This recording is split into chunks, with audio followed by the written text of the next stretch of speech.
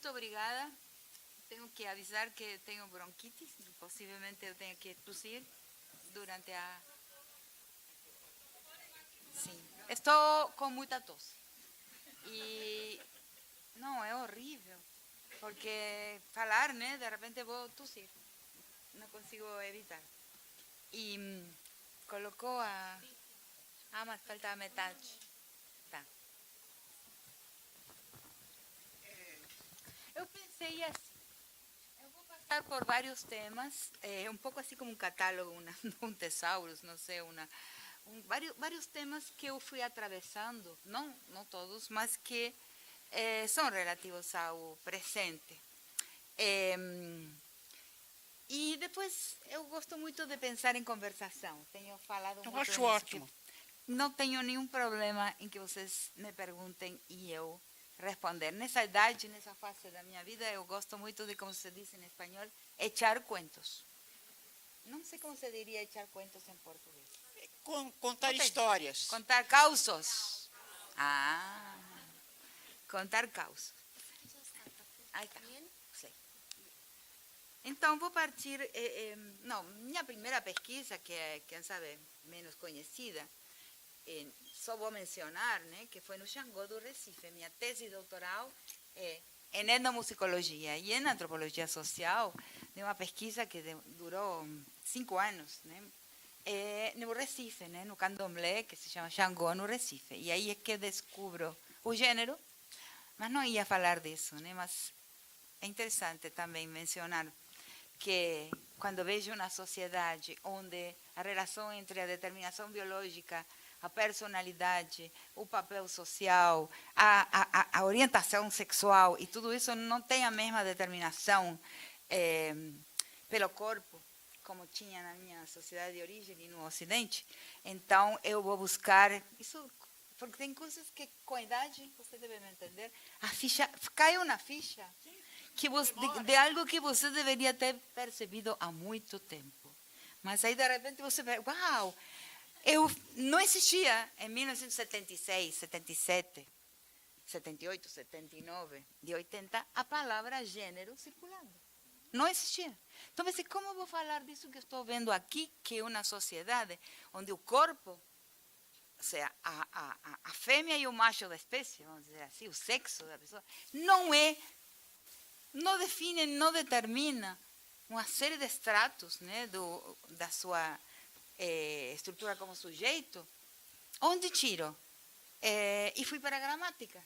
E isso é muito estranho. É da gramática, com o caráter arbitrário, digamos, da maneira em que nomeamos o masculino e o feminino a uma arbitrariedade, né, com Saussure, né, ou seja, é arbitrário a escolha de uma palavra para nomear o masculino e o feminino, ele e ela, né?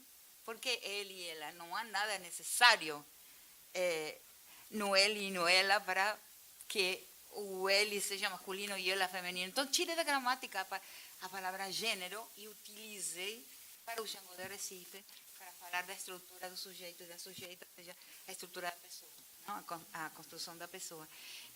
Eu percebi isso recentemente, porque só depois, quando chego na Europa para escrever a minha tese, é que a palavra gênero, o Gender Trouble de Judith Butler é posterior.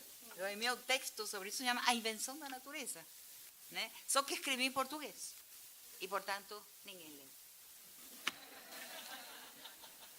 Muitos anos depois eu saiu em espanhol e aí fez seu caminho o texto.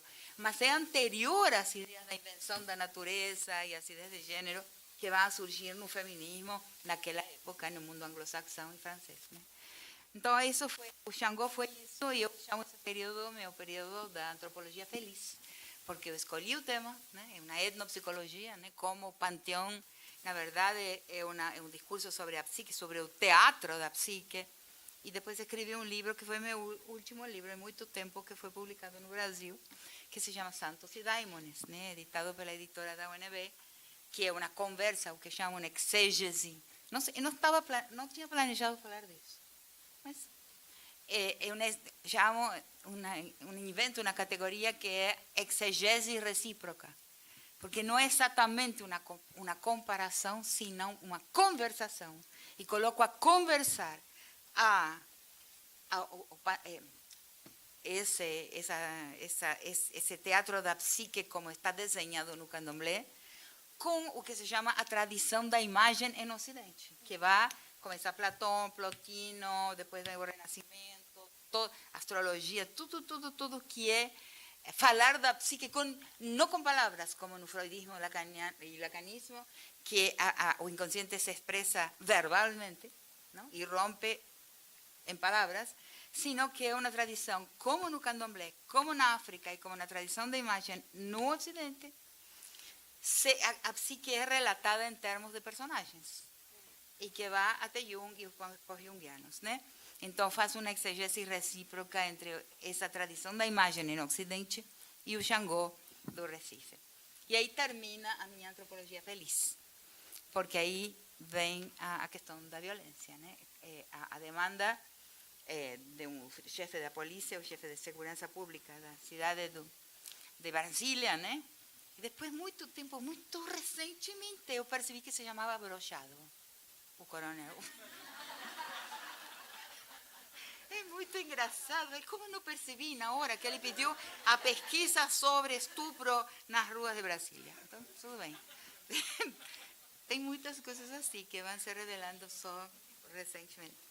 E aí ele pede ao reitor da Universidade de Brasília que as mulheres que trabalham com mulher, porque não existia também a disciplina antropologia de gênero, existia a antropologia da mulher. Isso que parece hoje absolutamente estándar, absolutamente normal, foi um longo processo, né?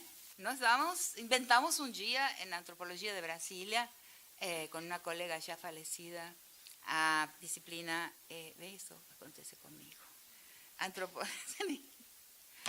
a disciplina antropologia da mulher, que depois lentamente vai se transformar em uma antropologia de gênero, né? Foi um processo lento. E agora encontramos alguns feminismos que vão se rebelar contra a ideia de que, contra uma ideia fundamental que é que na história do pensamento feminista, a crítica à determinação biológica foi central.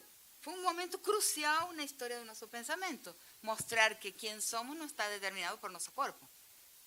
Coisa que no mundo pré-colonial também não era, né? E parece muito estranho, né, que se critique essa indeterminação pelo corpo para dizer quem pode ser feminista e quem não pode, né? Eu acho que o corpo também, e essas são coisas que muitas vezes me perguntam, o corpo não é garantia, né? Nós temos uns personagens históricos, né? Como Margaret Thatcher, ou como Condoleezza Rice, ou agora a Dina Boluarte, a presidenta do Peru, que é uma pessoa detestada pelas feministas, tem um corpo de mulher, né? Então, o corpo, né, no movimento antirracista, existe uma categoria que se chama categoria da consciência racial. Mas no mundo das mulheres ainda não forjamos uma categoria indispensável que é a consciência de gênero, não? Né, de onde viemos as mulheres? O que é de onde vêm as nossas obrigações, né? Isso não existe. Então, tem aí certas dificuldades com o que significa o corpo. E a gente não deve esquivar esse tema, evitar esse tema, porque é um tema muito central. Então, mas eu organizei a minha fala com temas que me parecem bastante importantes para o presente, partindo do meu livro menos leído de todos. Não é uma fala interessada, né? Porque é o livro que menos tem vendido, mas que é um livro que se dedica, recolhe vários ensaios anteriores, mas é publicado em 2007, e esse livro faz uma crítica ao multiculturalismo, não? O que é uma coisa delicada, mas estou acostumada a ter sido cancelada muitas vezes, não me incomoda, é até divertido e a gente passa bem. Não tem, ninguém te entrevista, ninguém te pergunta nada, você está cancelado, pode descansar. Então, esse livro se chama La Nación y sus Otros. Agora, a passar do tempo, eu escrevi todos os meus livros no Brasil, todos. Só o primeiro, a Santos e Daimones, foi publicado no Brasil, todos os posteriores foram publicados fora do Brasil. E agora, 21 anos depois, o livro Cenas de um Pensamento Incômodo, de novo, foi publicado primeiro no Brasil e depois traduzido ao espanhol. Demorou 21 anos em acontecer isso. Então, esse livro, todos estão sendo traduzidos devagarinho, porque a tarefa da tradução é extremamente difícil e complexa. Mas nesse livro, Las Naciones dos Outros, eu critico as identidades políticas, ou seja, um tema que está surgindo hoje com toda a força, que é a crítica ao identitarismo e até a fetichização dessas identidades. Nesse livro eu faço, sobretudo, tem vários textos, Raça e Signo, tem outro texto, que Raça e Signo foi um ensaio que serviu quando a política de cotas chega ao Supremo, ao STF, pela demanda de uma professora, de uma mestranda de Direito, estudante de Gilmar Mendes, que nesse momento presidia o STF. Ella llega a un proceso no STF contra as cotas. Ese texto, Raça e Signo, fue utilizado como amicus curiae, ¿no? Para reforçar a legitimidade de um projeto de cotas no Brasil. Então, nesse livro também há um que se chama Identidades Políticas, Autoridades Históricas. Ou seja, como de alguma maneira eu vou defender as identidades políticas que surgem e emanam e se dispersam pela América Latina, e muito especialmente pelo Brasil, que é o país a partir do qual eu pensei nesse tema, vão impor formas de identitarismo que não são as alteridades próprias das nossas histórias próprias. E isso até hoje acontece tanto no movimento das sexualidades dissidentes, divergentes, né, LGBTIQ+, onde o mais é o mais relevante de todos, a variedade infinita, né, de sexualidades humanas. Então, nesse campo, no campo do feminismo, no campo do racismo, da raça, né? Estou um pouco dispersa, não estou um pouco... não vem formateio das identidades que vai oprimir, que vai impedir que possamos expressar as formas de ser outro, as formas da diferença, as formas da discriminação, inclusive, da exclusão, do preconceito, mas que emanam de uma história da colonização muito diferente à colonização anglo-saxã. E esse é um problema que nós temos até agora e que está surgindo, inclusive no próprio metrópole, ou seja, metrópole, sim, no próprio países centrais. Eu pedi para colocar essa fotografia, porque aí se vê algo bastante... muito importante, né? Ou seja, os dois fazem a mesma coisa, né?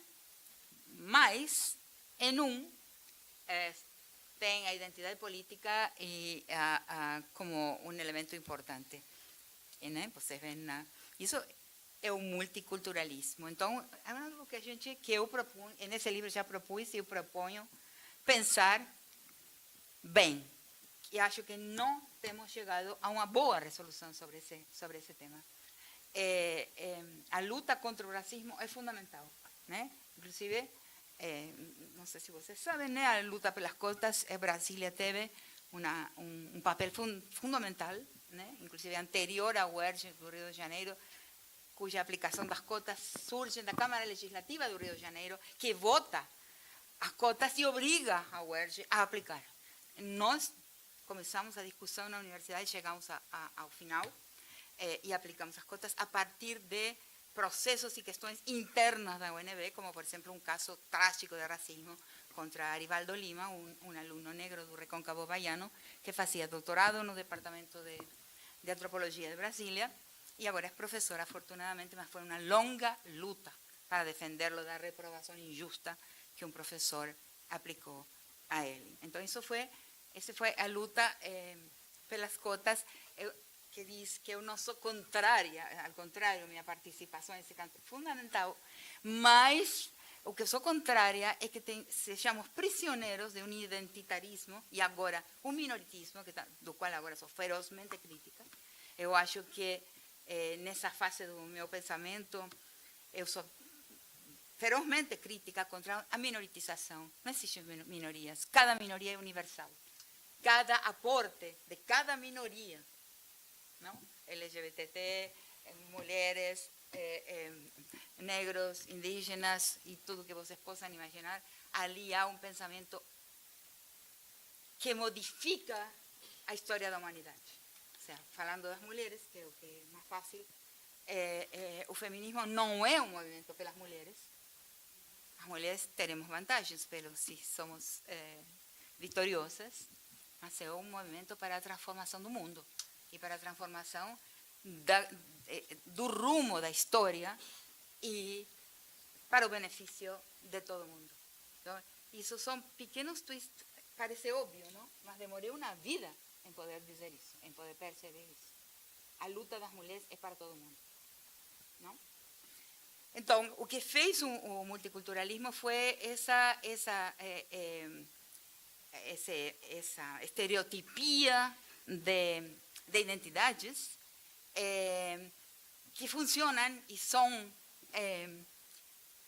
adaptadas a uma história da colonização que é a colonização anglo-saxã, ou seja, onde as pessoas são partícipes da nação a partir do seu fragmento, a partir da sua minoria, a partir do seu coletivo, né? Então, tem as identidades hifenadas, né? Nós não temos essa história e não temos essa concepção da identidade, né?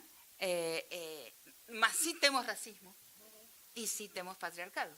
Então, a minha luta nesse texto, sobretudo em dois textos, um que se chama Identidades Políticas, Alteridades Históricas, uma crítica às certezas do pluralismo global, e o outro que se chamou, que foi primeiro publicado em inglês e depois no Brasil, que se llama, y después en Argentina, en el libro La Nación y sus otros, La monocromia del mito, a monocromia do mito, onde encontrar África na nação. E se a gente vai ver onde encontrar África na nação brasileira, vai encontrar que África na nação brasileira se encontra em um lugar totalmente diferente aonde África se encontra na nação do norte. E isso a gente não teve suficiente lucidez para perceber. Era muito difícil, era muito mais fácil aplicar diretamente esse identitarismo que agora está sendo criticado. E inclusive hoje li, né, que é muito possível, inclusive, que Kamala Harris tenha perdido a eleição por esse identitarismo, justamente. Então, com Trump, né, por isso eu coloquei isso, né, faz muito tempo que eu venho dizendo que a fase da luta multicultural está finiquitada, ou seja, não é mais a estratégia dos Estados Unidos para nossos países, porque isso foi o que foi, ou seja, foi uma estratégia de entrada nas nossas nações mediante uma formatação que não era a nossa. E escrevo isso e já não quero ficar aí, exemplifico de várias formas essa questão, inclusive em um texto bastante que gosto muito, que se chama Cidadania, por que não? Não? Porque no momento que estava fazendo a minha pesquisa no Xangô do Recife, chegou ao Brasil a tradução do livro de Abdias do Nascimento, O Quilombismo Afro-Brasileiro. Eu fui comprar no centro, morava lá no Morro, no Recife, na linha do Tiro, no lugar onde estavam os terreiros. Vou para o centro do Recife, compro o livro contentíssima, volto ao meu trabalho de campo e busco a quem é minha amiga até hoje, Luzinha, do Candomblé, da Casa do Pai Adão. Falo, Luzinha, vocês têm que fazer isso aqui.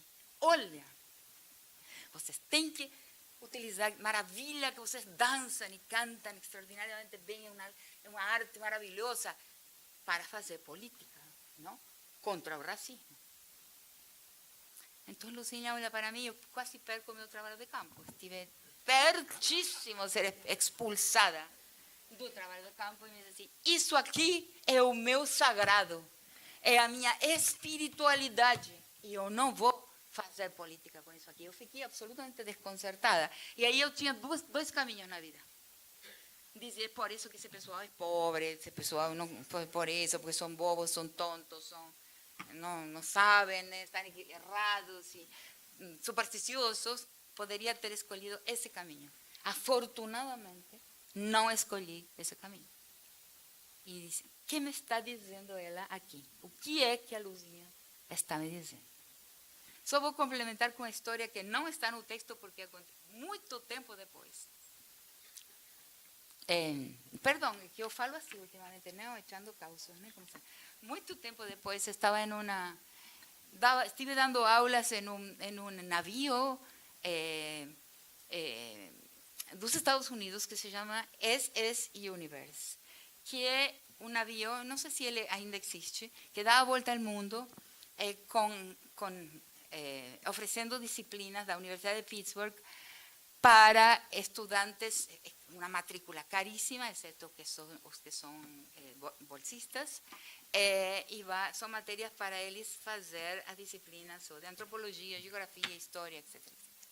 Então, me encontro aí e estou falando, faz muitos anos, e me pediram que falasse sobre a religião afro-brasileira, porque nesse ano, que era o ano da primeira invasão do Iraque, o navio ia dar a volta ao mundo pelo nosso paralelo, mais embaixo porque tinha guerra. Então, eu ia dar aulas entre o Porto de Caracas e o Porto de Salvador, Bahia, explicando a tradição religiosa africana no Brasil, porque eles iam chegar justo na Bahia. Então, estou falando e explicando a possessão, o panteão, a etnopsicologia, todas as coisas como eu tinha tratado na minha tese, e uma pessoa que estava lá no fundo, minha professora, posso falar para os estudantes? Não, claro, por favor.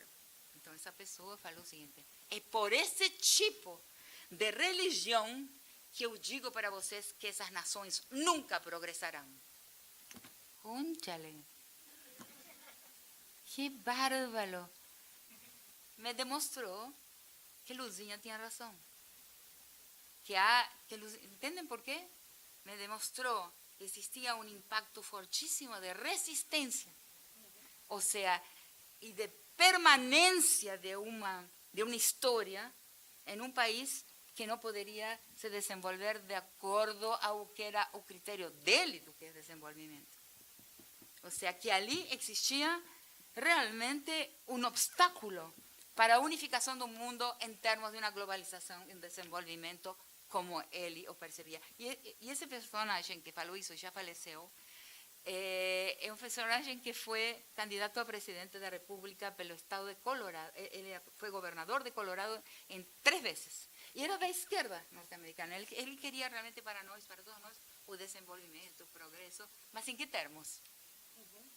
Outros termos. E a Luzinha tinha razão. Ela não queria mudar de cosmos.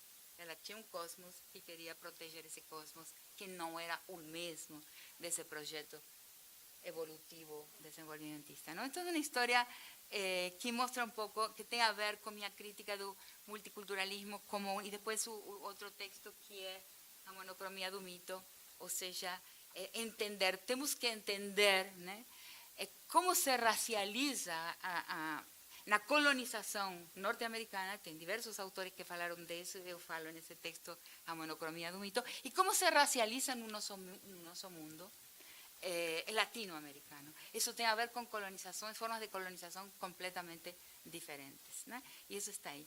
Então, estava essa crítica quando, mais tarde, eu me cruzo com os textos e com a pessoa do grande pensador Aníbal Quijano, onde ele, então, vai falar de raça de uma maneira que, para mim, foi definitiva. E aí tem um segundo tema, que é o seguinte, e que nada tem a ver, e por que falei primeiro do multiculturalismo?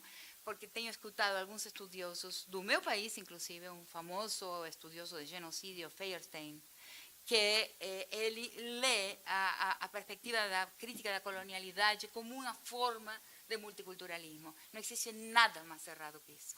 É absolutamente errado. Então, uma das coisas que me doem é que eu viajo e escuto em muitos lugares hoje, inclusive aqui mesmo, em muitos lugares do mundo, na Europa, nos Estados Unidos, muito usar o vocabulário de Quijano, o vocabulário da perspectiva da colonialidade do poder, mas sem entender o caráter orgânico desse vocabulário, a complexidade desse vocabulário, e usando, por exemplo, uma confusão comum é confundir a perspectiva de colonial com a pós-colonial, que não são a mesma perspectiva, que tem muitas diferenças. Então, um dia eu perguntei, né, a ele, né, por que você por que você não usa a palavra pós-colonial?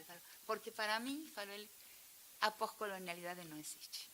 Ou seja, a estrutura colonial do mundo está aqui, é permanente e organiza nossa visão de mundo até agora. Essa é uma diferença fundamental. Tem pessoas que falam em descolonizar. Ele nunca, jamais usa, em um único texto usou a palavra descolonizar, mas não é parte da sua proposta. Por quê? Porque descolonizar significaria ter uma ideia de origem à qual se pode retornar. E ele não quer isso e teme tremendamente um fundamentalismo indígena, como também existe. Existe um fundamentalismo indígena. Então, como pensar? Então, aí ele se aproxima muito dos pós-estruturalistas, ou seja, tem que rasgar, aranhar, não? O tecido do discurso, mas a história não se rebobina. Tentar rebobinar a história pode dar em forma de autoritarismo terrível. Então, ele não usa a ideia de uma descolonização, sino um caminho para frente onde há um texto, um dos títulos muito significativos de um texto dele é O Retorno do Futuro. E é um texto que você vê aí que tem outra noção de tempo, de temporalidade. Só que eu não sabia, e também demorei um tempo em ficar sabendo, que o retorno do futuro é uma expressão do Quechua e também do Aymara. Ele era um pensador peruano. Porque no mundo Quechua e Aymara, o futuro se encontra atrás e o passado se encontra à frente. Ou seja, a maneira de graficar e a maneira de concebir o tempo é totalmente diferente à linearidade do tempo ocidental, né? Uma das grandes insatisfações que eu tenho com a minha disciplina, a antropologia, é que ela, de todas as disciplinas das humanidades, foi a que menos atravessou a sociedade em geral, o sentido comum em geral da sociedade, e as outras disciplinas, as coisas que entendeu, as diferenças que viu. Em vários campos, né? Por exemplo, a crítica do evolucionismo, as noções de tempo e espaço, as formas de sexualidade, ou seja, todas essas grandes descobertas da antropologia, eu não vejo atravessadas para o mundo como deveria ter sido. Mas então, as ideias eu organizei num texto, o que entendo como os 14 eixos. Esse era o que queria impresso, mas mandei para imprimir para não. Mas não importa, esse não está. Então, os 14 eixos com que a perspectiva dele é um giro realmente. É um giro na percepção da história e na percepção da sociedade, né? No centro, no epicentro da perspectiva da colonialidade do poder, que foi possível para ele formular somente depois da queda do Muro de Berlim, porque até o momento em que o Muro de Berlim estava em pé, tinha lealdades, né, que era impossível infringir, não? Ele vem da teoria da dependência, ele vem de ser um sociólogo convencional, né, de escrever alguns livros e ensaios de papers, digamos, de sociologia convencional, se separa, aí se abrem dois a teoria da dependência e ele fica do lado de José Nun, que é um teórico argentino, dizendo que não, que a exclusão, né, é definitiva, que não vai ter uma saída, que a exclusão é uma fase, não? É uma etapa do capitalismo que veio para ficar. E aí se dividem dos outros pensadores brasileiros, sobretudo, né, que vão a afirmar que na dependência é possível há um processo e não uma estabilidade da exclusão e, por exemplo, da migração do campo para a cidade. Então, mas ele permanece, digamos, no que na esquerda, né? Eu, pessoalmente, estou tentada hoje em dia de não mais utilizar as palavras de esquerda e direita. Eu me chamo uma pensadora do campo crítico e tenho muito medo das capturas que sofremos de um vocabulário que já foi derrotado. Eu vejo uma derrota e tenho que, perdão, vou fazer uma pequena digressão para dizer que eu tenho convencimento absoluto. Tomara que alguém daqui possa me convencer de que estou errada, eu adoraria estar errada, de que todas as revoluções e intentos revolucionários foram fracassados, foram derrotados.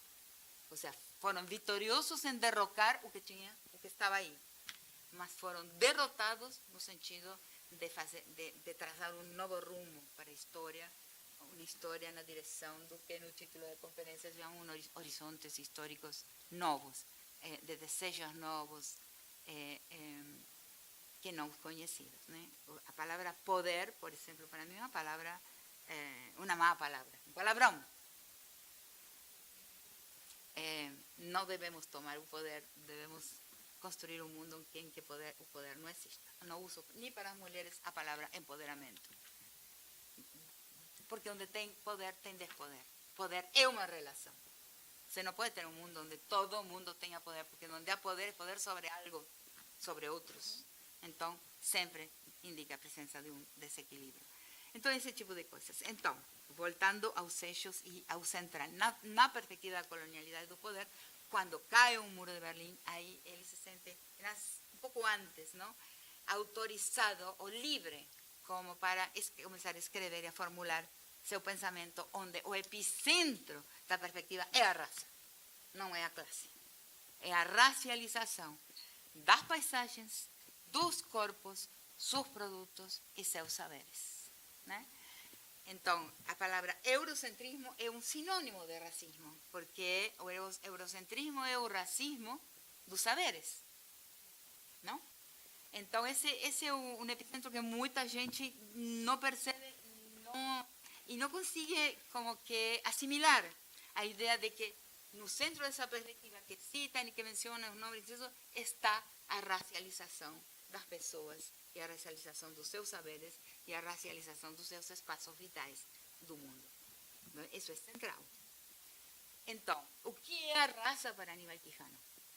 A raça é a atribuição de uma biologia outra ao corpo dos vencidos. E isso não existe nas formas prévias de discriminação e de preconceito. Ou seja, houveram muitas formas de discriminação e preconceito antes da perspectiva da colonialidade do poder, mas essas outras formas de preconceito não tinham este componente, que é a atribuição de um outro organismo, de uma outra biologia, ao corpo dos vencidos. E essa atribuição, inclusive, é variável, né? O formato que ela tem. Nós pensamos que é simplesmente o corpo africano, não? Mas não é somente o corpo africano. Ou seja, é simplesmente o formato do corpo dos vencidos em regiões diferentes do planeta, né? Como quem diz, por exemplo, subi num avião branco e desci negro. Essa é uma frase célebre de um professor da USP, baiano, como se chamava, não me lembro, que fala isso e deve estar aposentado já. Subiu no avião no Brasil, subiu branco e desceu nos Estados Unidos negro. Isso mostra que a racialização, a atribuição de raça é uma relação. E essa relação tem a ver com o cenário, com o espaço onde ela ocorre. Mas, sobretudo, com a história desse espaço e, sobretudo, com um olho informado por essa história. Então, um olho informado pela história do local, da paisagem que habitamos, vai nos dizer a quem e como racializar. Então, é variável, não está no corpo, não é substantiva a raça. Isso é uma das grandezas dessa perspectiva. Sino que a raça é uma estratégia histórica, não? Que permite fixar os corpos das pessoas vencidas numa posição. E então, a mobilidade social, naturalmente, é muito mais difícil em um mundo racializado que no mundo onde a classe impera, né? Porque embora a mobilidade social, na mobilidade dessa ascensão social, num mundo organizado pela classe é difícil, mas num mundo organizado pela raça é muitíssimo mais difícil, porque o corpo está fixado em uma biologia outra. Isso tem uma incidência enorme no gênero, né? Que a gente também não percebe. E por quê? Porque o gênero não era, antes da conquista e da colonização, biologicamente determinado como foi depois, pelo mundo da modernidade positivista. E tem cédulas coloniais, é um grande pensador, um grande pesquisador peruano chamado, tem um nome italiano, mas era totalmente peruano, Giuseppe Campuzano, que vai ser o levantamento das cédulas coloniais da metrópole, que diz os castigos que se darão à Índia que se vista de índio e ao índio que se vista de índio. Então, quero dizer, e a antropologia clássica, inclusive, tem falado dos matrimônios no mesmo corpo. Ou seja, o gênero como roles, né?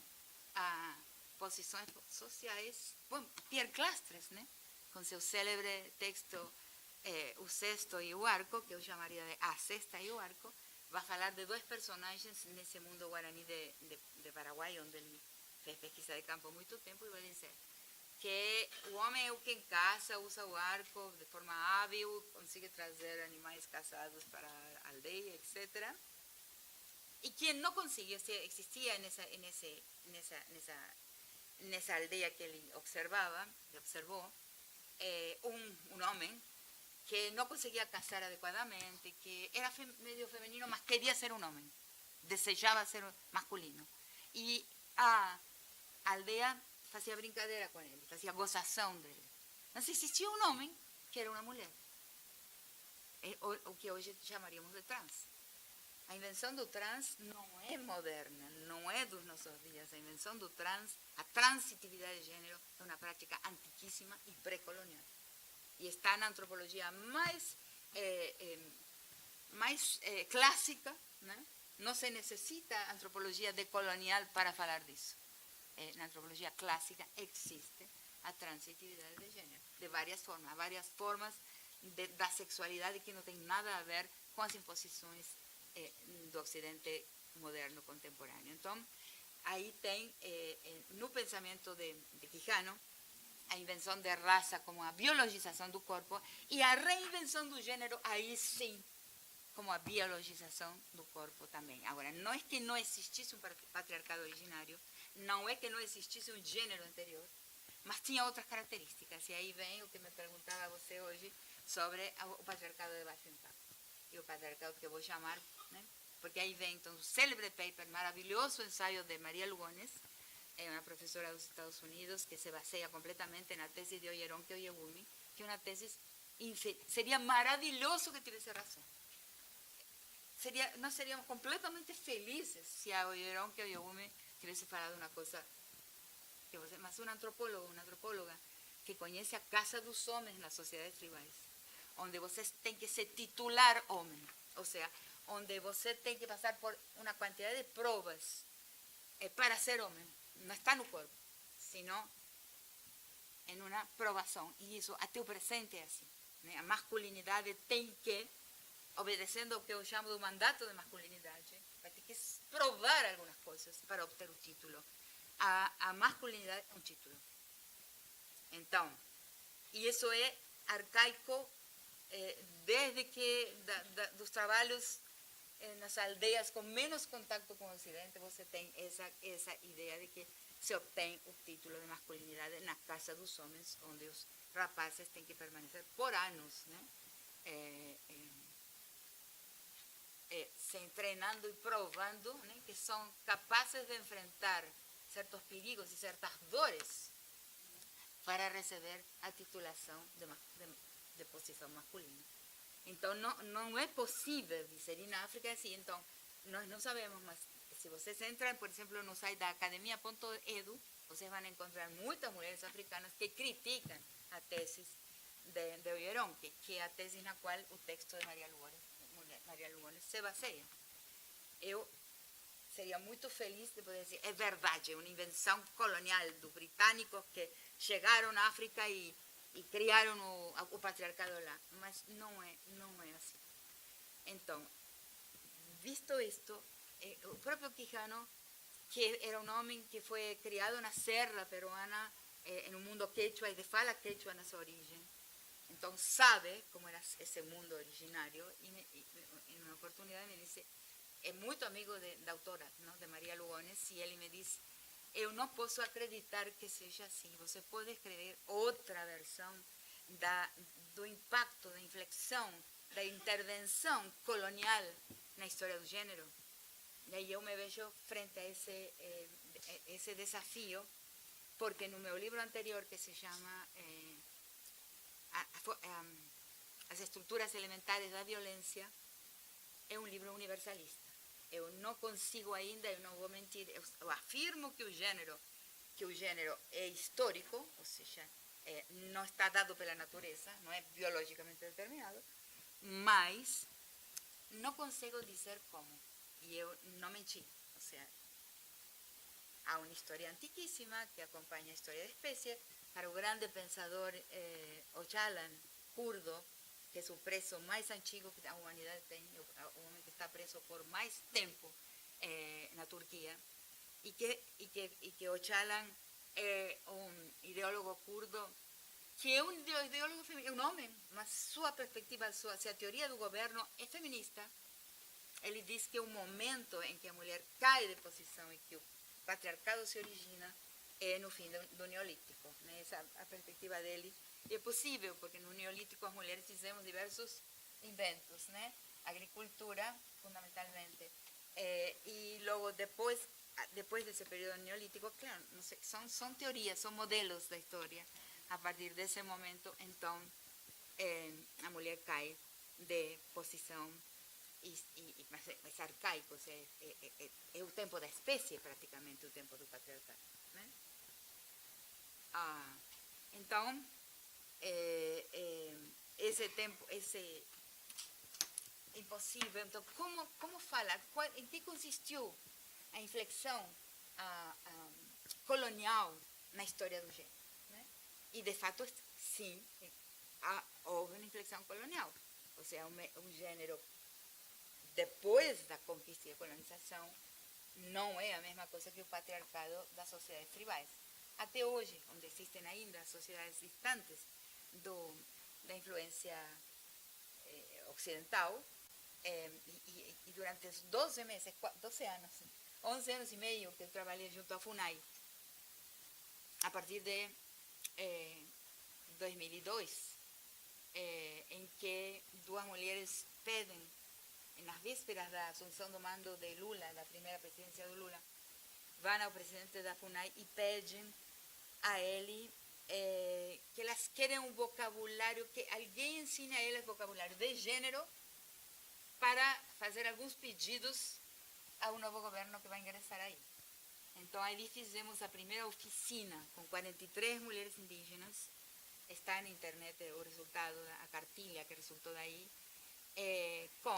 Elas pediram um vocabulário de gênero, um vocabulário de direitos das mulheres, um vocabulário dos direitos indígenas e um vocabulário como seria um vocabulário dos direitos das mulheres indígenas. Então, começou a trabalhar junto à FUNAI nesse momento, com essas 43 mulheres, e depois acompanho pelo Brasil inteiro, por todas as regiões, como a FUNAI vai levando às mulheres indígenas os direitos que vão sendo criados pelo novo governo, né? Direitos,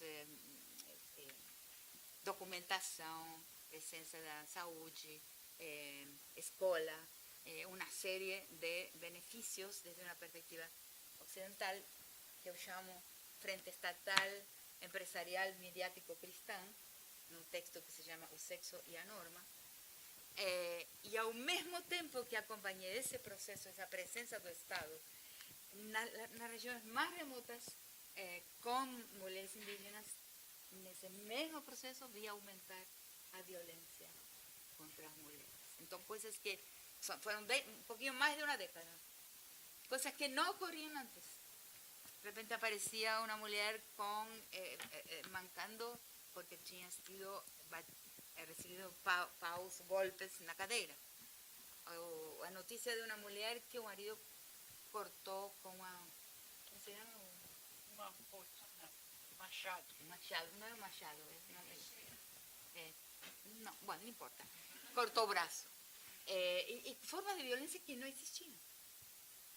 Então, nós perguntávamos, né? Mas como? E o cacique? Que passa? Iris, o cacique fala, é a família deles, é a casa deles. Aí se nucleariza. Eu vi sob meus olhos, no Brasil, a nuclearização da família indígena. Ou seja, e a nuclearização da família indígena, a destruição do espaço doméstico, que não era nem íntimo nem privado. Porque quando a gente fala doméstico, a gente parece que dissesse íntimo e privado, porque o doméstico nosso, moderno, hoje, é o íntimo e privado. Mas no mundo comunal, não. Eu fiz, por exemplo, em um momento, tive que fazer um trabalho sobre Andaluzia, a ruptura da casa comunal andaluza na Espanha. Aí você vê a mesma coisa. Se desmancha a casa comunal e aí começamos a morrer. Aí aparece o patriarcado de alta letalidade. Porque se fecha, ou seja, tudo que é político é capturado, é apropriado, apropriado pela história dos homens, que se dirigiam ao Estado, tem uma teoria não weberiana do Estado, ou em parte weberiana, mas em parte não weberiana do Estado, porque o Estado é a última etapa da história dos homens, não? Que captura tudo o que se pretende político, todo enunciado que se pretende ter um impacto no destino coletivo, tem que ser feito aí. E há uma despolitização completa do que antes era plenamente político, que é o espaço doméstico, nem íntimo nem privado, mas doméstico, atravessado por muitos olhos, muita gente, né? E também de uma politicidade com impacto central na vida coletiva. Então, aí você vê a transformação do mundo, né? Muito claramente nesse processo, e a vulnerabilidade das mulheres aumentar à medida que se moderniza. Então, isso é uma... Então, essa é uma parte também da minha contribuição, né? Quando encontro, então, uma definição de raça que não é a do identitarismo simplório, estereotipado, onde, e isso não é só eu, sino o grande Cornel West, o grande pensador negro norte-americano, que vai dizer que no multiculturalismo, onde não se revisa o que é riqueza, nem para que é riqueza, qual é o sentido da riqueza, que essa é a minha crítica nesse livro, La Nación y sus Otros, ele vai dizer que há uma minoria incluída de negros, de mulheres, de LGBT, de indígenas, uma minoria incluída, y una mayoría que continúa siendo excluida, una mayoría incluida y consumista, ¿no? Que va a consumir, porque el multiculturalismo tiene ese lado del mercado fuertemente, y una mayoría que continúa lo que le llama un nihilismo negro, o sea, el desencanto total, una minoría que continúa fuera de la posibilidad de inclusión multicultural. Entonces, en ese libro La Nación y sus Otros, yo voy a hablar longamente de esa crítica ao multiculturalismo que agora se presenta fortemente. Então, nessa imagem aí, vocês veem, né? Os democratas parecem melhorzinhos, mas jogam a mesma quantidade de bombas, né? Parecem melhorzinhos porque são identitaristas, né? Mas a gente necessita caminhar na história, entender que isso não deu conta, e eles mesmos, nos Estados Unidos faz tempo já, se abandonou essa estratégia. Foi, na verdade, uma estratégia de penetração das nossas sociedades que nos atrasou no tempo de compreender quién es el otro, cómo es la outrificação, como é a estigmatização, nas relações próprias das nossas histórias, né? O que chamamos nesse livro as formações nacionais de alteridade, né? Então, e aí vem Quijano com sua oferta de pensamento, onde a raça é definida pela história, não pela substantividade do corpo. Não é substantiva, como falei, a raça, sino é uma relação, e uma relação que se cria pelo interesse colonial, pelo interesse da colonização e na estrutura permanente de colonialidade, ao qual e a perspectiva de Quijano, mais que sistemática, ela é orgânica, porque ela é viva. Então, a gente pode seguir pensando. No meu caso, eu digo que não somente a colonialidade é permanente, sino também a conquistualidade. E que a conquista nunca se encerrou, jamais. Ou seja, dependendo de vocês, onde vocês morem, se vocês moram na Amazônia, perto de onde existe, por exemplo, a possibilidade de extrair petróleo, ou eu, que moro na Argentina, do lado do lítio, do lado do urânio e dos metais raros, aí a conquista está em portas. Está chegando, chegou. Então, a conquistualidade também é um fenômeno vivo e em curso, para meu ver. Então, outro tema que eu queria, passando assim revista, que depois abrimos, se vocês querem, para conversar, não? É o negócio do presente, onde é constatável a obsolescência absoluta da razão humanitária. Ou seja, o argumento, o discurso da razão humanitária não é um discurso que hoje toca. Quem sabe vocês aqui nesse público não está aqui essa experiência, mas na rua está. Ou seja, a ideia da compaixão, da razão humanitária, dos direitos humanos é uma ideia que não está mais não toca mais nem consciências nem corações. E tem imenso. Tiro isso de uma pequena etnografia em que começo a perceber, o primeiro momento que nos alerta para esse fim da razão humanitária é aquela célebre frase que foi nunca pronunciada por Lagarde quando era diretora do FMI, que se atribuiu a ela uma frase que não pronunciou, mas que sim está nos documentos da sua gestão. E que é que a longevidade é um problema para finanças. Gente, está clarissimamente dito aí que o bem-estar social não está entre os valores, não, que nosso mundo protege.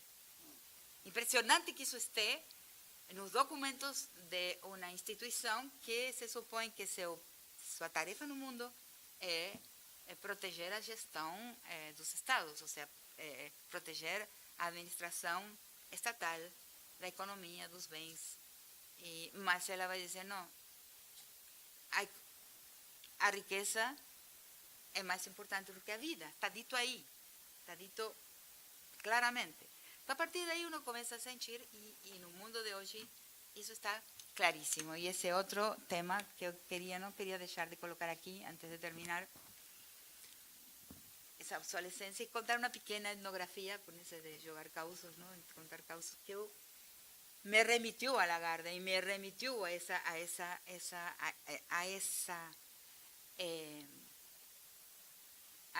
raciocínio estranho, né? De que a longevidade é um problema. Quando a gente sempre pensou que a longevidade, a expectativa de vida em uma sociedade é algo desejável, deixou de serlo. Muito extraordinário, não? Então, eu tenho uma pequena, sou antropóloga, né? Meus dados são dados observados assim, na vida cotidiana. Estava eu no aeroporto de Barajas, em Madrid, justamente com meu filho. E na mesa do lado existia outra mãe com outro filho. Perdão que você já conhece essa história e se repete. Professor que se repite uma vergonha, né? Mas é tão importante essa pequena peça de etnografia. Então estão em uma mesa uma senhora mais velha do que eu, como teria uns 80 anos, muito, uma burguesa madrilenha, assim, muito bem vestida, muito bem. E seu filho de uns 55 anos. Então está aí e escuto. Eres débil, eres débil, eres débil. Uau. Fico olhando e estava passando um mendigo pedindo esmola perto da mãe. E a mãe estava na bolsa, urungando, procurando uma moeda para dar de esmola. E o filho gritava, eres débil. Algo nunca visto, isso, eu não tinha nunca visto uma cena dessas. Não, eu falei com ele, escute senhor, falei, sua mãe não é débil, é boa, não são a mesma coisa. O homem me olhou com desprezo absoluto.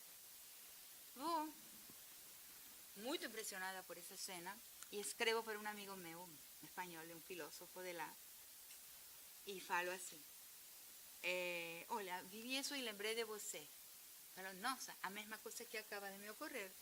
Foi uma reunião de condomínio, né, onde eu moro, e a porteira, que viveu lá 20 anos, está para se aposentar, e o condomínio estava votando para demitir ela do emprego, para não ter que assumir os gastos da aposentadoria.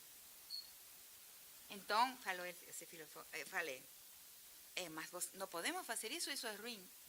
E eles me disseram, isso aí é bueníssimo. Como se diria em português bueníssimo? Bonismo. É boníssimo. Muito bom. Não é boníssimo, é boníssimo. É uma ideologia errada. A ideologia do bem é boníssimo. Isso aí, você proteger uma pessoa que prejudica as suas finanças, é boníssimo. Alguma vez vocês escutaram uma coisa dessas? Bom, isso existe. Isso está aí. No nosso mundo a gente não opera com esses vocabulários, dessas ideias, mas tem muita gente que sim. E quem sabe o resultado das eleições nos Estados Unidos tem a ver muito com essa ideia de que quem não é funcional ao projeto histórico da acumulação-concentração deve desaparecer. Está sobrando. É sobrante e excedente de humanidade. Nós estamos frente a este momento da história e seria necessário, então, conseguir pensar, né, como usamos o que nós aprendimos, né, de um grande pensador como Quijano, por exemplo, cuja última frase, escutei dizer a última vez que estive com ele, um ano antes de ele morrer, pouco menos de um ano antes de ele morrer, ele falou assim, em uma mesa pública, temos sido derrotados. Quando ele falou essa frase, foi extremamente doloroso para as pessoas presentes, extremamente terrível, porque é uma pessoa de uma grande inteligência, de uma vida dedicada ao pensamento da sociedade, e falou, temos sido derrotados. Então, eu, no meu caso, modestamente não sabia como sair dessa situação, e o que eu falei? Falei assim, temos escutado do Aníbal o elogio da derrota. E penso isso, porque temos que pensar nessa derrota. Temos que pensar o nosso tempo assumindo essa derrota, assumindo a inexistência de uma razão humanitária, a falência total de uma capacidade de convencimento por parte do discurso da razão humanitária, que está aí, é constatável. Se vocês prestam atenção, vão ver. E essa derrota deve ser analisada em profundidade para a gente poder encontrar outro caminho histórico. E aí está o nome da minha conferência hoje, que é Utopia ou Horizonte. Ou seja, na minha geração, as pessoas que fomos ativistas, militamos na nossa juventude e adolescência, de acordo com uma noção de utopia. E essa noção de utopia era um desenho de um futuro obrigatório. Ou seja, sabíamos no presente como teria que ser necessariamente o futuro, o que teria que existir e o que não deveria existir. Que é a mesma coisa e não muito diferente que a funcionalidade dessas pessoas hoje que afirmam que somente o funcional, a acumulação-concentração, tem que existir, porque isso é a utopia deles do futuro. Estou dizendo uma coisa muito séria. Não se trata que há bons e ruins. Se trata que sobre o mundo há pessoas que têm um projeto de um tipo e pessoas que temos um projeto de outro tipo. não é que eles estão errados e que são ruins, pensemos, sino que eles entendem que a história necessariamente se dirige a um ponto de acumulação, concentração, produtividade, competitividade, cálculo de custo-benefício, que são os valores da teologia capitalista. Nós estamos do outro lado, não sei se todo mundo aqui, mas pelo menos os que eu conheço estamos do outro lado. Então não se trata de falar de bom ou que é ruim, não, se trata de que são duas lógicas, se trata de que são dois projetos. Até o momento em que a gente reconhece isso claramente, senão não vamos poder argumentar claramente. Não vamos poder desenhar estratégias contra o outro projeto histórico. Por isso, uma consciência da derrota é fundamental. Então, essa noção de utopia com que fomos criados, ou pelo menos eu, era uma ideia de utopia de que sabíamos a onde tinha que se dirigir a história, como era o quadradinho do que tinha que ser no futuro, e isso nos conduziu por caminhos bastante errados. Por exemplo, o autoritarismo é inevitável se você pensa dessa forma.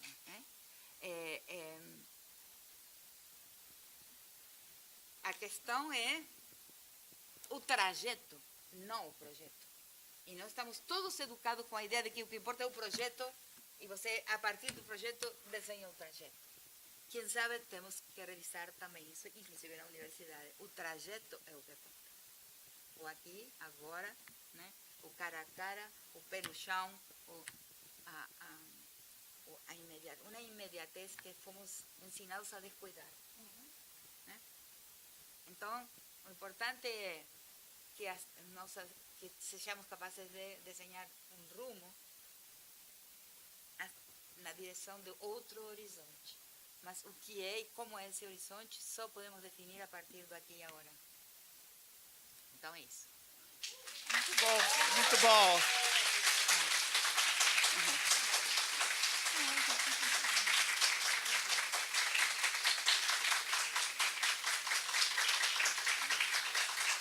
Muito bom. ¿Le gustó? Eu pensei que não estavam gostando. Não, gostando e gostando muito. Pensei que estavam entediados e com ganas e não gostavam. Sonolentos. Sonolentos. Perfeito. Está mentindo agora. Vocês estavam sonolentos. Isso. Tem muitas coisas que eu não falei, mas o essencial, sim, mais ou menos consegui falar. Muito bem. Tivemos uma ótima, maravilhosa exposição, onde todo mundo aprendeu diversas partes e diversas formas, e formas de intervenção, formas de procedimento, e esperamos que possamos ouvi-la outras ocasiões, aqui na USP ou em outros lugares, porque é muito bom. Pois não? Tem tempo para 3 perguntas. Tá bom. Quais são as perguntas? A ver. Bom, boa noite. Agradecer ao Prolan, à vida, às energias, essa oportunidade, às deusas. Eu tinha uma pergunta para a professora. Professora, a senhora falou de uma categoria da multiculturalidade, né? Que desde, por assim dizer, alguma epistemologia latino-americana, essa multiculturalidade de origem norte-americano, canadiense, já foi superada, né? Aí tem algumas realidades aqui latino-americanas que, pelo menos constitucionalmente, desde o Estado, né? E aí, por isso que vai minha pergunta, tem planteado uns novos horizontes aspiracionais, como é a pluralidade jurídica e a plurinacionalidade, né? Naqueles casos que vão um pouco mais longe. E essa pluralidade jurídica e a plurinacionalidade entendida não só como reconhecimento da heterogeneidade da sociedade latino-americana, que não tem só um idioma, só uma religião e só uma classe e só uma raça, sino que existem várias cosmovisões, várias religiões, vários idiomas, e isso é reconhecido desde o Estado. Mas esses dois conceitos, pelo menos em teoria, eles planteiam não só que o Estado reconheça essa pluralidade, senão que esses outros plurais, esses outros que não são os oficiais, possam intervir ativamente na toma de decisões políticas, né? Sofia, por favor, seja breve. Ok, profe. Possa interferir então, esse conceito de pluralidade e plurinacionalidade, em algum momento, nos anos 90, se entendeu como a superação da multiculturalidade. Eu queria... mas vindo do Estado, então, quais são as limitantes de uma plurinacionalidade estabelecida desde o Estado com seu mito fundacional não plural, não plurinacional, sino racial?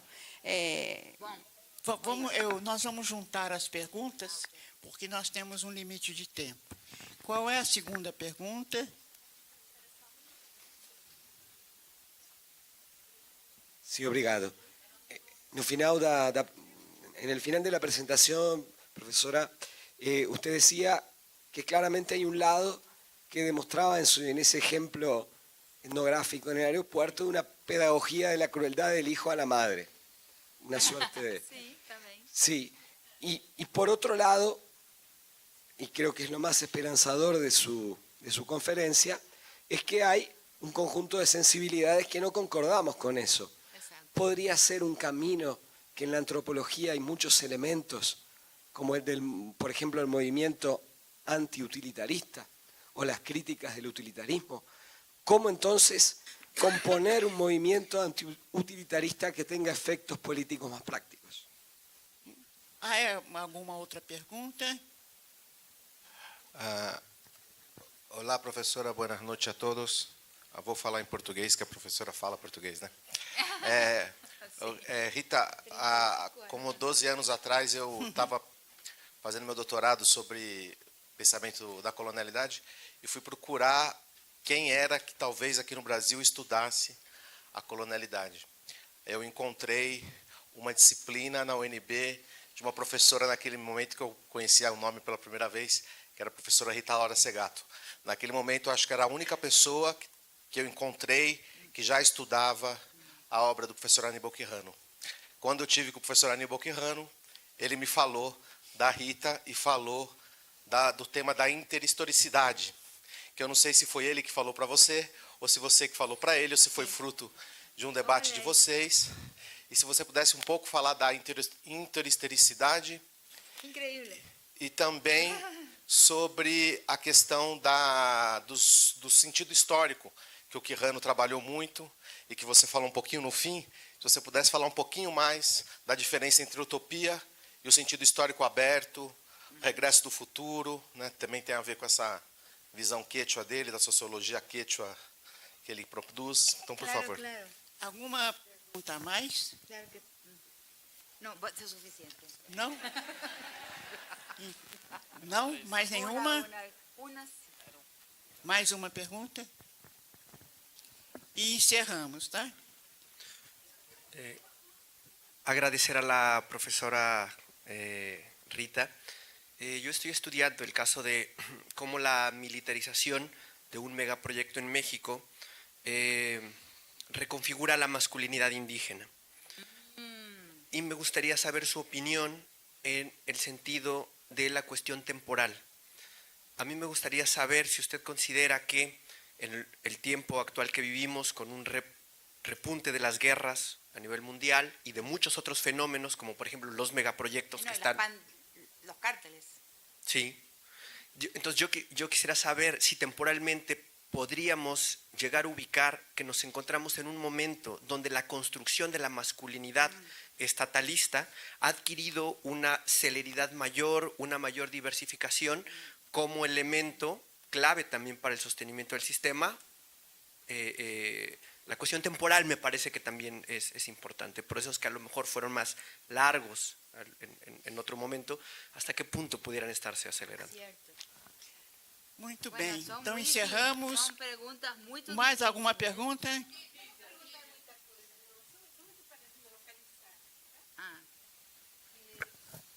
Professora Rita, muito obrigada. Minha dúvida é, essa posição antiestatista que você tem é uma posição anarquista ou onde ou a gente localiza ela? No, yo no soy anarquista. No. Esa posición antiestatista es de Quijano. Son muy semejantes. No es una posición antiestatista. Bueno, vamos a empezar las respuestas. Bom, son preguntas que cada una es una palestra o un ensayo. Son, en serio, ¿no? Procure ser Primeiro. breve por causa do tempo. Não é vontade minha, são ordens. Há uma hierarquia aqui dentro. Sobre a plurinacionalidade. Aí, como falei com Elisa Loncón, que estava presidindo a Assembleia Constituinte do Chile, temos que ver o que aconteceu em Bolívia. Por onde esbarrou, onde não conseguiu caminhar. E, por exemplo, em 2013, em Bolívia se passa uma lei que se chama a Lei de Deslinde. O Estado não entrega poder. Então, o Estado quer, desde lá em cima, ter uma definição completa de quem... Porque o que é a plurinacionalidade? É a plurijurisdiccionalidade. Ou seja, entregar jurisdição. E o que é entregar jurisdição? Entregar direito próprio.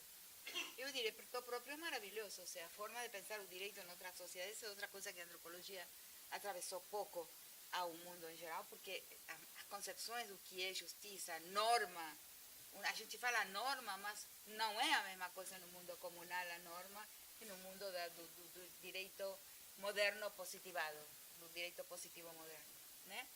Então, há uma lei de 2013 na Bolívia que se chama a Lei de Deslinde, e eles não conseguiram resolver o problema das competências. Eu vou responder assim, você depois busca em Google as competências, porque você tem que decidir uma série de coisas quando você, desde o Estado, dizer quem julga quem. E isso é o mais difícil, porque, digamos, se tem um delito que é cometido um indígena contra um indígena, mas é cometido no território urbano, ou un delito de un indígena contra un no indígena o de un no indígena contra un indígena. O más difícil de todo fue definir desde el Estado una regla geral de competencias, lo que se llama los derechos a las competencias. Y ahí, segundo un grande pensador ya fallecido recientemente, que se llamaba Xavier Albó, él dice, a partir de ese momento nos ficamos sabendo de que a plurinacionalidade só entregava jurisdição para os roubos de galinhas. É um artigo muito importante para quem tem essa preocupação. Porque o Estado não entrega. Então, isso eu vou vincular com a última pergunta ao Estado. Não. O que eu afirmo, eu não tenho fé estatal. Porque os nossos estados, para mim, estão mal fundados. É diferente um pouco o caso do Brasil que o caso dos outros países da América Latina, porque o Brasil não teve guerra da independência. Mas se você vai ver a América Latina como um todo, você vai ver que todos os héroes da guerra da independência, figuras que colocaram o corpo na guerra da independência, inclusive os batalhões, muitos eram formados também por gente negra, por gente indígena, mas digamos, os heróis, os próceres da guerra, todos morreram somente de 3 tipos de morte. No exilio, de morte asesinada, matada, o de miseria y abandono, como Artigas en Paraguay, como todos, de Joana Zurduy, mismo Bolívar, abandono, peste, no teve un cuarto tipo de morte. Y los estados fueron fundados por personajes que nada tenía a ver con insurrección. Y fundaron esos estados como una transposición del estado ultramarino metropolitano para un lado de cá do mar, los territorios, colocaron esa gestión ultramarina en territorio, mas esa gestión en territorio nunca perdeu a exterioridade do administrador com o administrado. As pessoas no Brasil e em toda a América Latina, quando olham para o Estado, o veem como o alheio, como o externo a suas vidas. Quem morou na Europa sabe que a maneira em que o europeu vê o Estado não é é exatamente igual a maneira em que nós, nos nossos países, percebemos as instituições. É uma questão quase física, quase sensorial. O Estado tem que aceder. Tem uma dificuldade de acesso, mantém uma exterioridade e uma distância com relação ao que administra vidas e recursos. Então, esse é o meu problema. Até o momento em que nós enfrentemos uma refundação dos nossos estados, acho que vai ser difícil. Bom, essa é a minha posição, mas não sou anarquista, por uma série de razões que outro dia vou explicar. Então, a pedagogia da crueldade.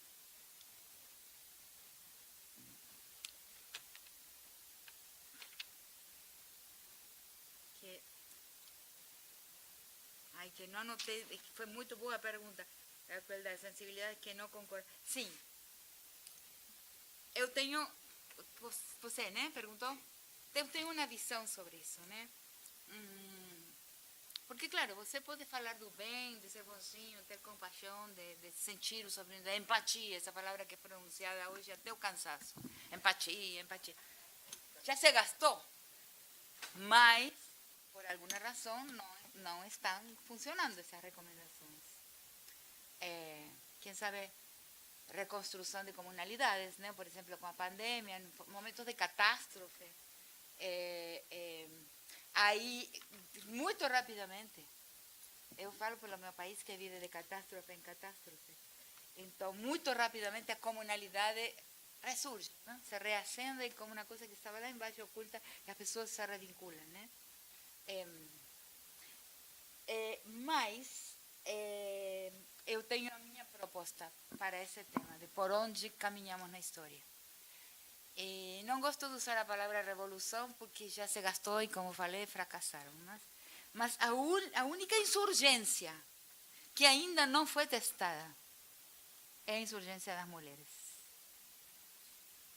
E o que é a insurgência das mulheres? É uma proposta de gestão que vem de outra história.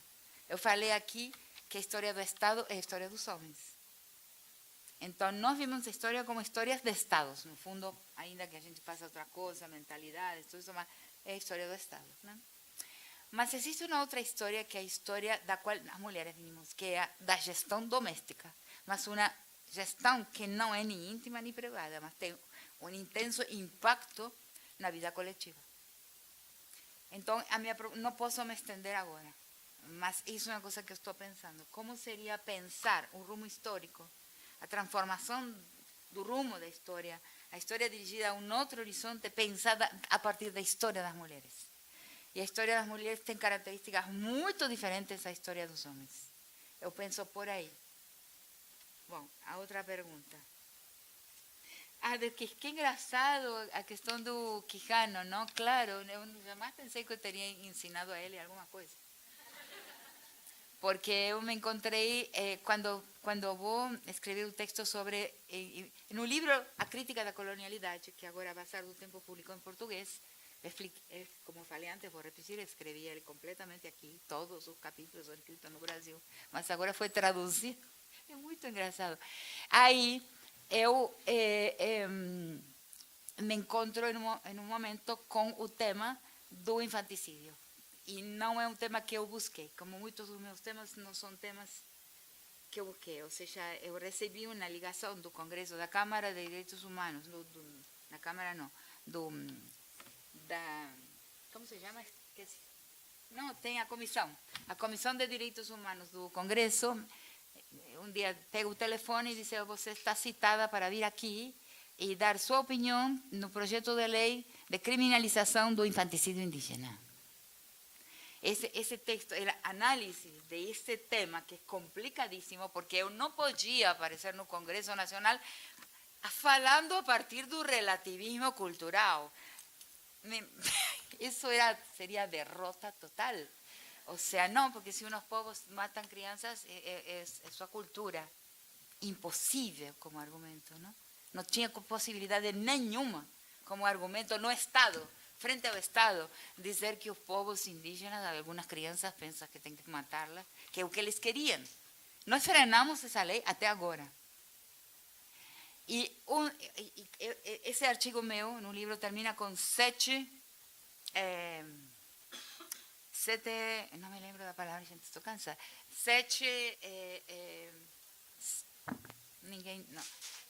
Com sete descobertas, vamos chamar assim, premissas.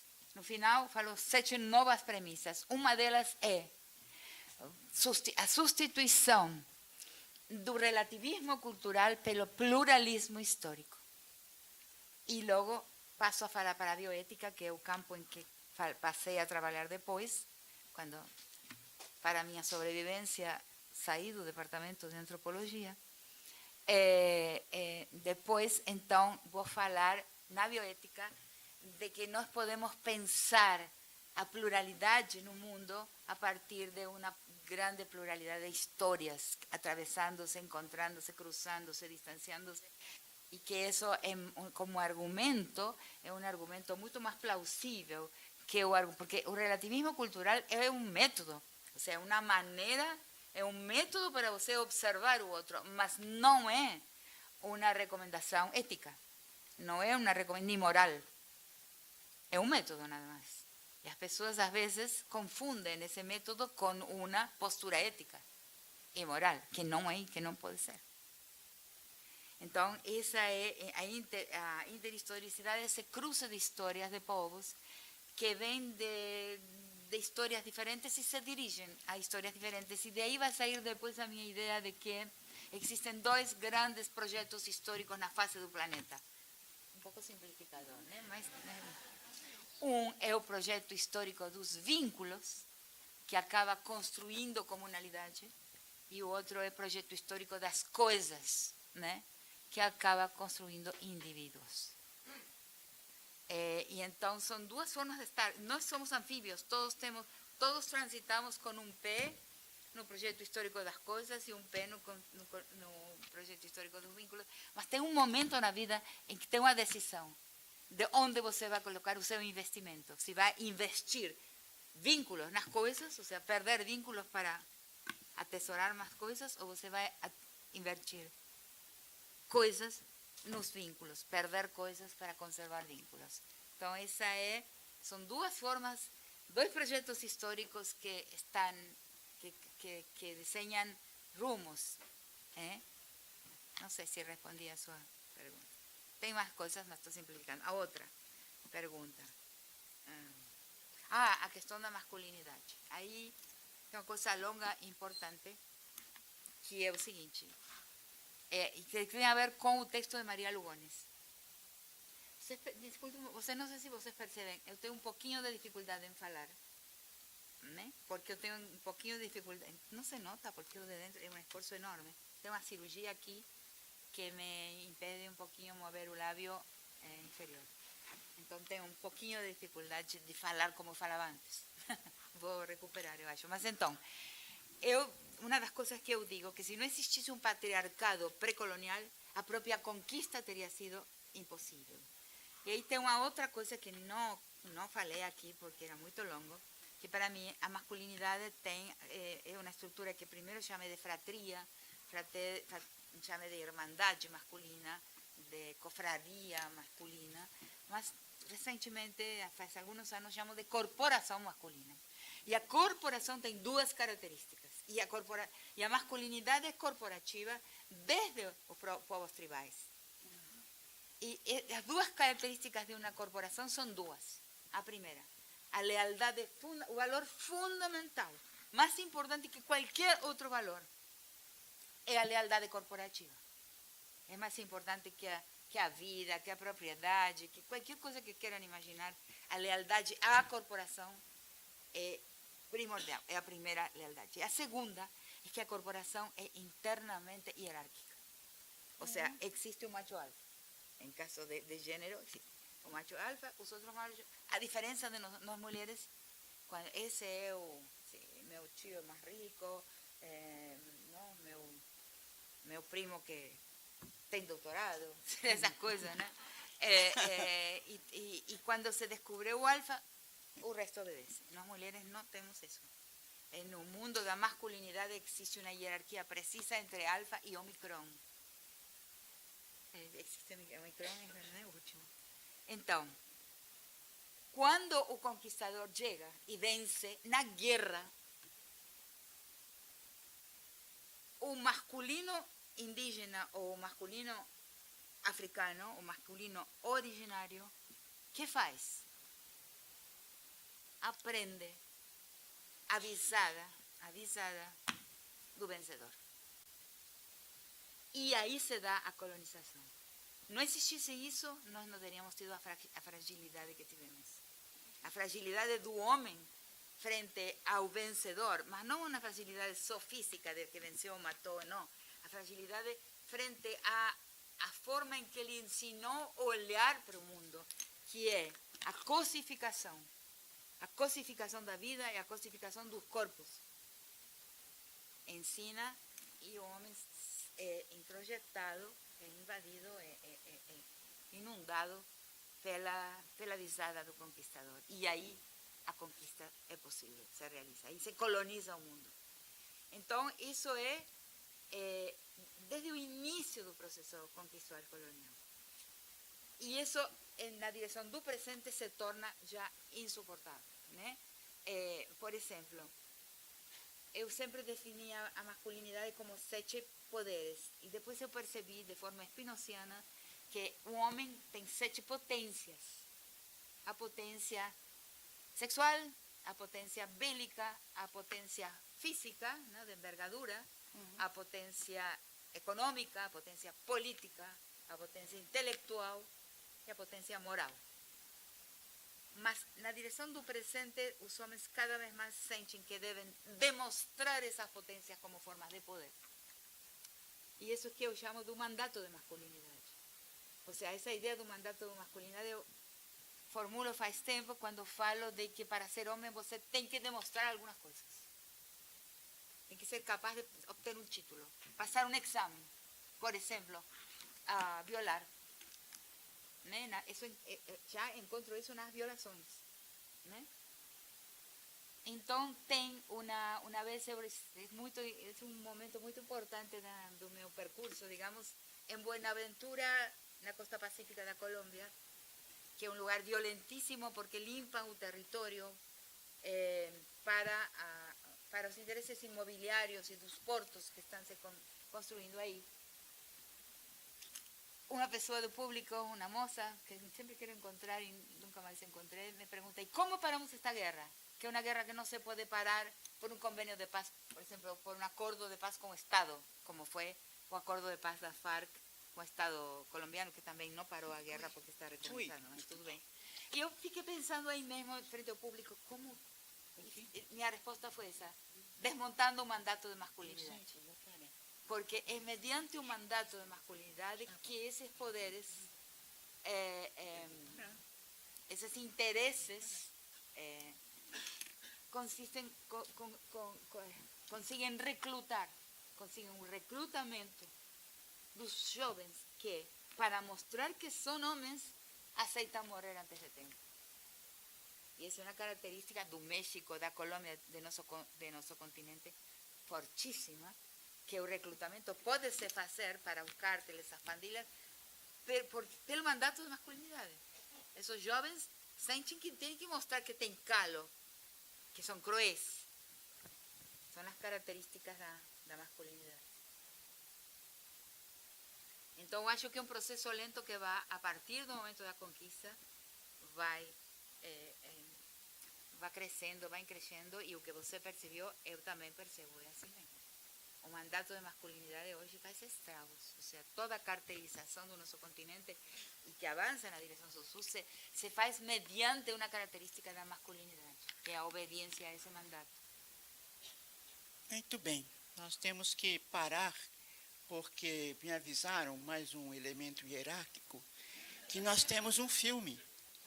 Então, como vocês têm que ver o filme, tem uma data, tem uma hora marcada para fechar a sala, infelizmente nós não vamos poder ouvi-la mais. Não, tudo bem. Mas nós vamos encontrá-la em outras ocasiões, ou quem sabe hoje nós vamos sonhar bastante, né? Com tudo que ela falou. Espero que não. E metabolizar todos os conceitos, as ideias e as formas de enxergar o mundo que ela nos expôs. Muito bonito, por sinal. Então, uma salva de palmas e um bom retorno.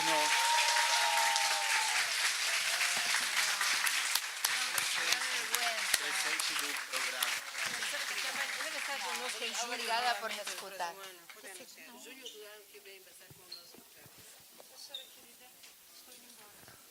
Ay, me engancho eso.